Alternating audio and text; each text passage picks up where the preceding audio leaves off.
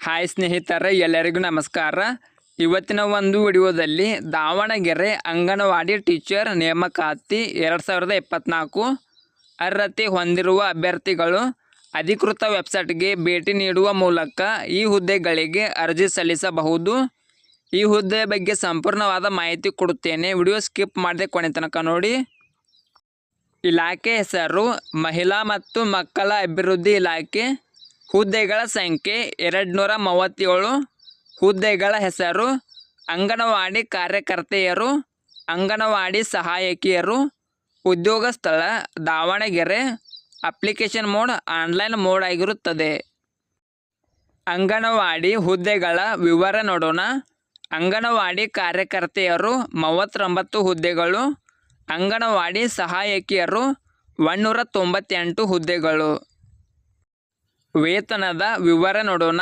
ಮಹಿಳಾ ಮತ್ತು ಮಕ್ಕಳ ಅಭಿವೃದ್ಧಿ ಇಲಾಖೆ ನೇಮಕಾತಿ ಅಧಿಸೂಚನೆ ಪ್ರಕಾರ ಆಯ್ಕೆಯಾದ ಅಭ್ಯರ್ಥಿಗಳಿಗೆ ಪ್ರತಿ ತಿಂಗಳು ವೇತನ ನೀಡಲಾಗುತ್ತದೆ.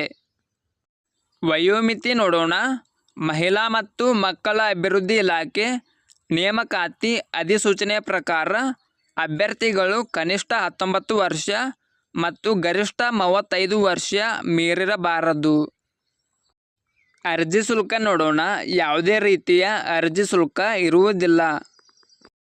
ಶೈಕ್ಷಣಿಕ ಅರ್ಹತೆ ನೋಡೋಣ. ಅಂಗನವಾಡಿ ಕಾರ್ಯಕರ್ತೆಯರ ಹುದ್ದೆಗೆ PUC SSLC ಕನ್ನಡ ಭಾಷೆಯನ್ನು ಪ್ರಥಮ ಅಥವಾ ದ್ವಿತೀಯ ಭಾಷೆಯನ್ನಾಗಿ ಓದಿರಬೇಕು. ಅಂಗನವಾಡಿ ಸಹಾಯಕಿಯರ ಹುದ್ದೆಗೆ SSLC ಅಥವಾ ತತ್ಸಮಾನ ತರಗತಿಯಲ್ಲಿ ಉತ್ತೀರ್ಣರಾಗಿರಬೇಕು. ಆಯ್ಕೆ ವಿಧಾನ ನೋಡೋಣ.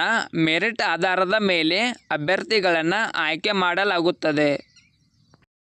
ಪ್ರಮುಖ ದಿನಾಂಕ ನೋಡೋಣ.